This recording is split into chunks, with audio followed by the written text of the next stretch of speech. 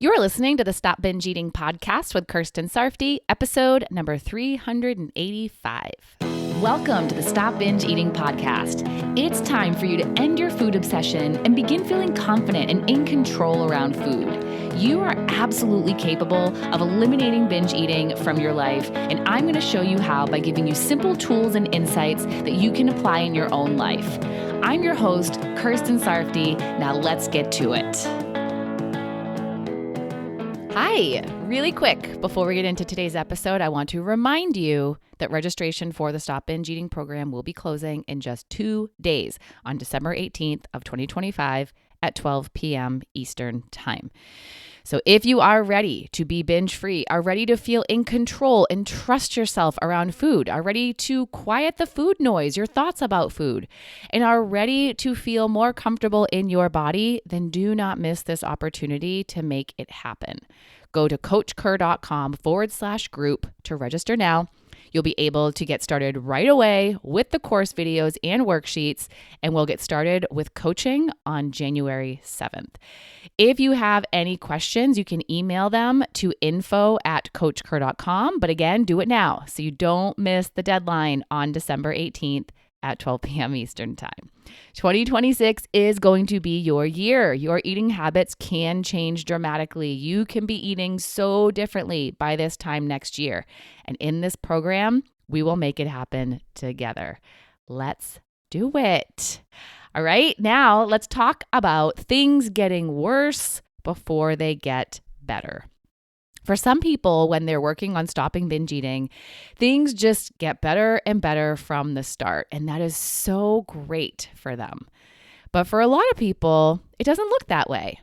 When they buckle down and get serious about working on this, and when they're doing the work that needs to be done, they actually feel worse, think about food more, and maybe even eat more than they did before they started. And this might be concerning. They might think that something has gone wrong, or that this isn't going to work, or that they're making things worse. But that's not really what's happening. What's really happening is that they're finally allowing themselves to be aware of themselves, of their thoughts and feelings. And at first, this might feel bad. Or they're finally allowing themselves to eat what they've been denying themselves of for so long. And at first, this might cause them to eat more. Basically, they're allowing things they had previously been avoiding. For some people, they've been eating to avoid their emotions or their thoughts because they thought they were too uncomfortable or annoying. They ate to feel better and to not feel.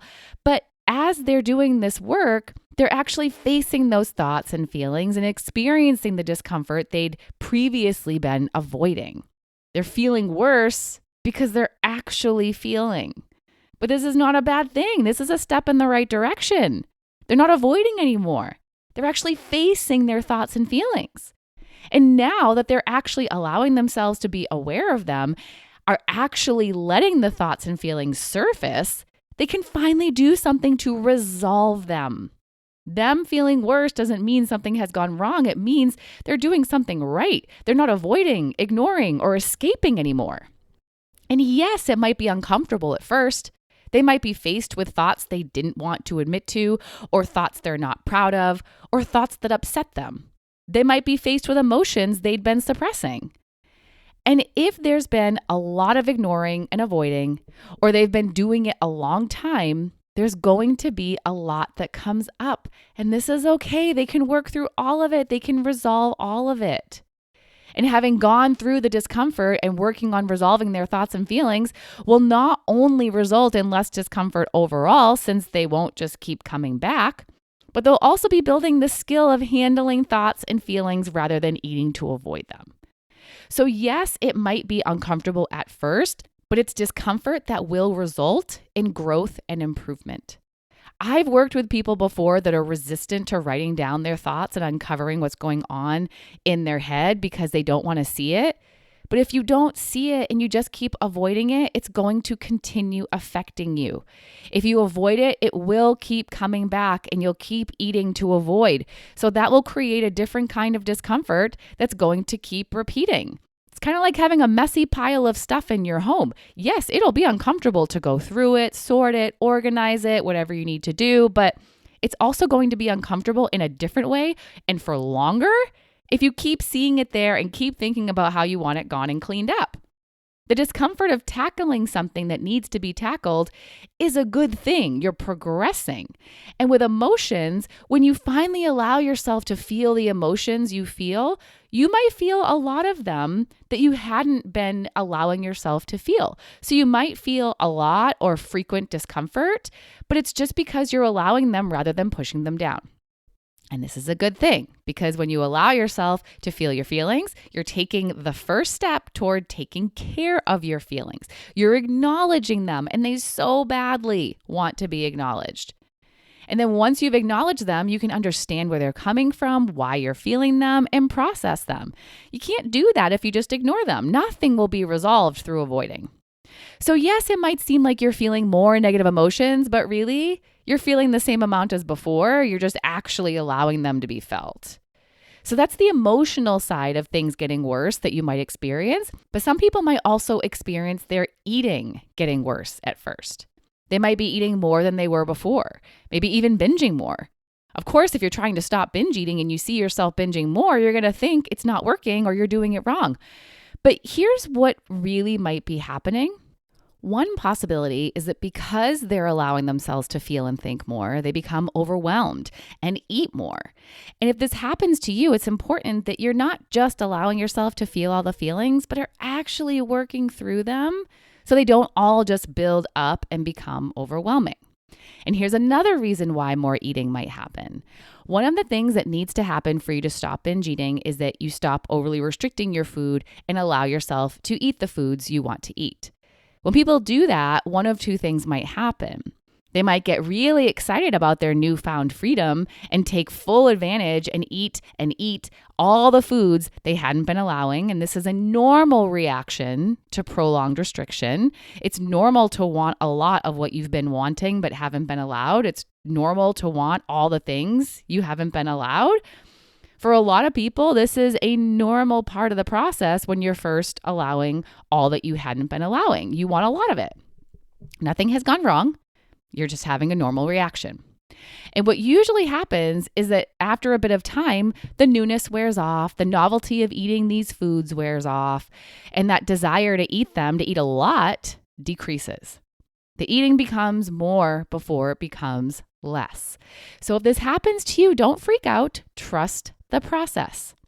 Now, there's something else that people sometimes do that can also cause more eating. When they first allow themselves to eat the foods they've been denying themselves of, they're not entirely allowing. They're allowing themselves to eat the food, but they're not entirely mentally allowing it.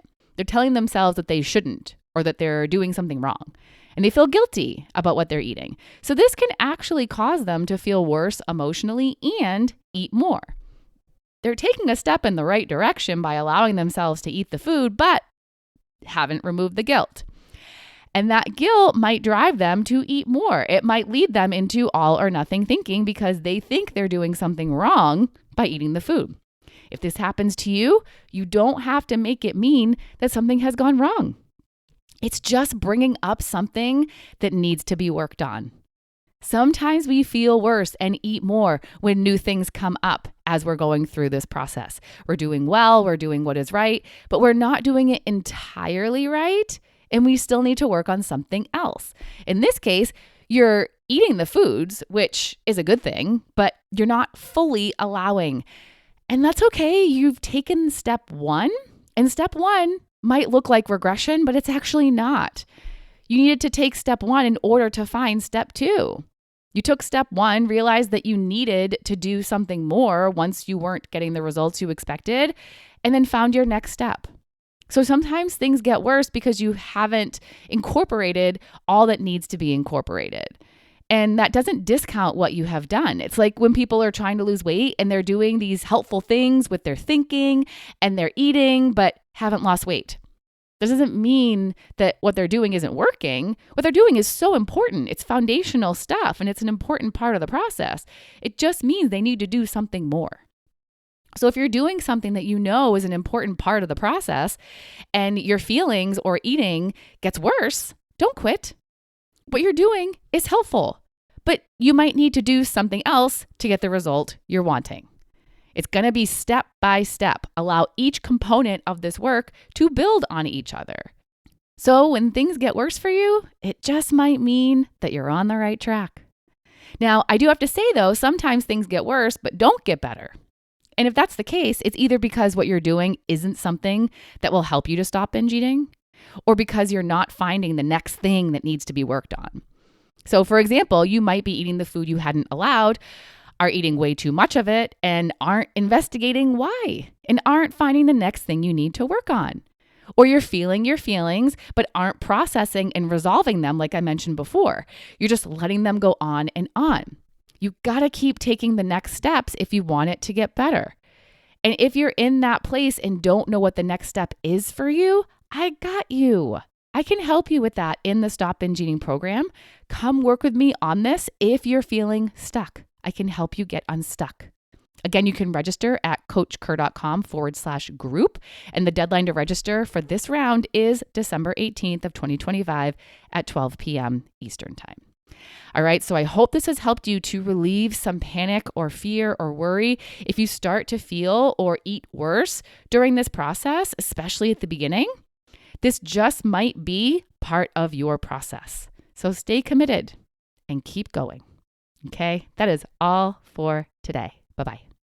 Thank you for listening to the Stop Binge Eating podcast. If you like what you heard today and you want more, go to coachker.com/free. That's COACHKIR.com/free to get some awesome free stuff to help you stop binge eating.